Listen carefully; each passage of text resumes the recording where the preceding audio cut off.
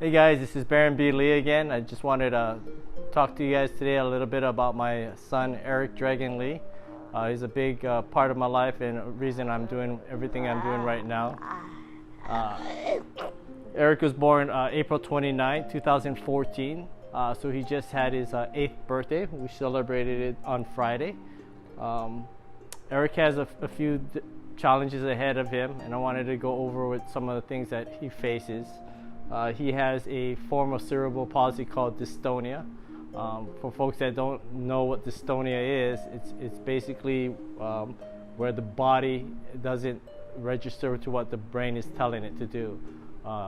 Easy example to explain that is if you were on a computer and typing something out and you hit return and all of a sudden your screen freezes up, and then you go ahead and hit the return button about another 100 times, and then when it finally catches up, you see the screen just flow up past like crazy.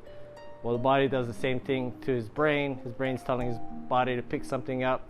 It doesn't, so it keeps sending the signal over, and then when he finally does, he gets spastic tone and whatnot.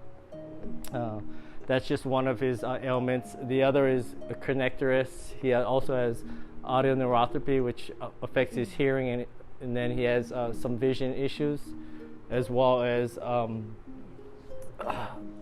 GERD, which is his gastro. He's got gastro issues, where heavy reflux and whatnot. Eric is actually not born with all these issues. He was born a normal baby. Unfortunately, there was a misdiagnosis on the part of the place where he was born. Originally, his mother and I had decided to go to a hospital to have him born. However, mid-term, she got upset at one of at her OB/GYN because she was telling her that she put on too much weight. So she made the choice to switch over to a midwife's birth center, where he was actually born. Now, at the midwife's birth center, he was actually born okay. It was a short labor, less than 3 hours of labor, and he came out. He was a healthy baby. We went home, and after a few days, we started noticing he was pretty jaundiced, and we kept calling the midwife center, and they kept saying that, oh, it's normal, just put him in the sunlight, he'll be fine. And so, we thought that was strange, but we, being first-time parents, weren't exactly sure, so we followed instructions. It wasn't until the 8th day he was really yellow. I've got pictures showing him how bright yellow he was, and he wouldn't stop crying. So we decided to take him to our family doctor. And within the first 2 minutes, the family doctor told us, hey, you guys need to take him to Seattle Children's Hospital. It's very urgent. So we rushed him over to the emergency room to find out he had hyperbilirubin, which is most babies have some slight cases of it. If it's severe enough and gets to about a level 10 or 15, they're put under what they call a blue light to help reduce the jaundice. If it's severe enough and gets to level 20, they'll do a blood transfusion to help clean out the blood and take out all the toxic things that's in the body. However, my son's levels were at a 47, and so that day was kind of a strange day to say. I was feeling every emotion: anger, sadness, just wondering why it happened. We were pulled into a room with about 10, 11 doctors and nurses and whatnot. They started telling us his situation, and everything they kept telling us was not good. I mean, they're telling us he could be brain dead, he could die.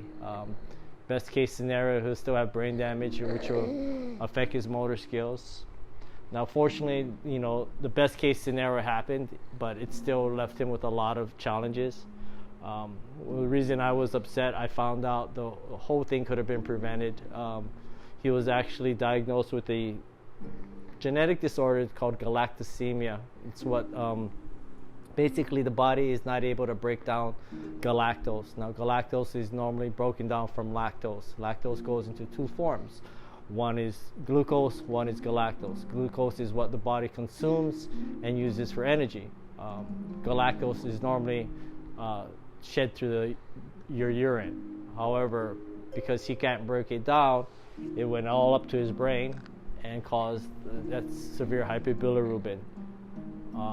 We didn't find this out till we were at the hospital, and so I questioned and asked how come we weren't notified. And we found out that the person that had actually done what they call the heel prick test, it's a genetic test to find out of any of these disorders, had been left in the back of a trunk of the nurse who actually took the test. So when we were sitting in the hospital, they were just getting the results back. So for 8 days, he was being breastfed, and basically, which was poison to him, and we didn't know that. We were in the NICU, the newborn ICU at Seattle Children's for about 3 weeks. It was a miracle. He did survive. As a baby, he was very normal. You couldn't tell any of his disabilities. Unfortunately, now he's much older. He's 8 years old. He's still healthy, but he has a lot of issues. As you can see, this tone, this rigidness. He's got big muscles for a little 8-year-old because he's constantly in a state of tone. He can't speak, unfortunately. A part of the brain affects the motor skills, affects speech, and also his hearing. We're not sure at what level he can hear and how he hears things. When you and I may hear a word, he may be hearing it in a completely different manner. So teaching him to communicate is a little difficult, but one of the great things about him is he will let you know when he's upset. He will let you know when he's happy, just like any other child. He does have bad days, and then he also has good days.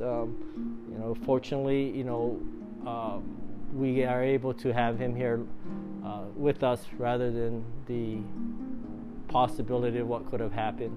Now, I really want to let people know, I mean, when this tragedy happened, we actually went and tried to get reimbursement.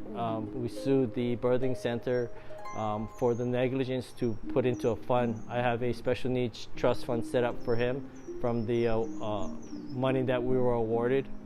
However, because it was a birthing center, they have a maximum cap that their insurance is able to pay out.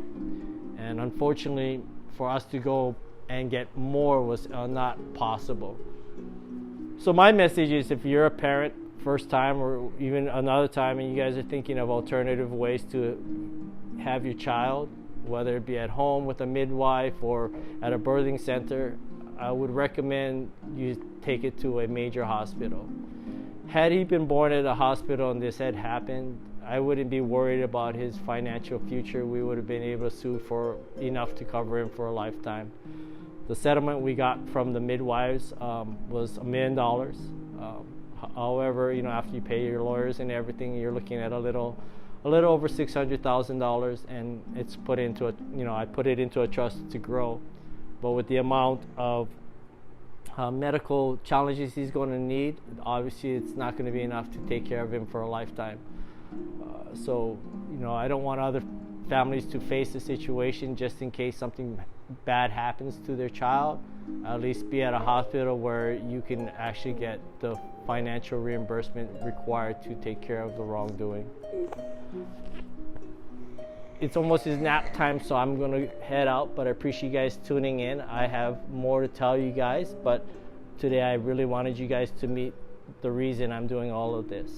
Appreciate you guys, and remember, life may knock you down, but it can't keep you down. Baron Beatley.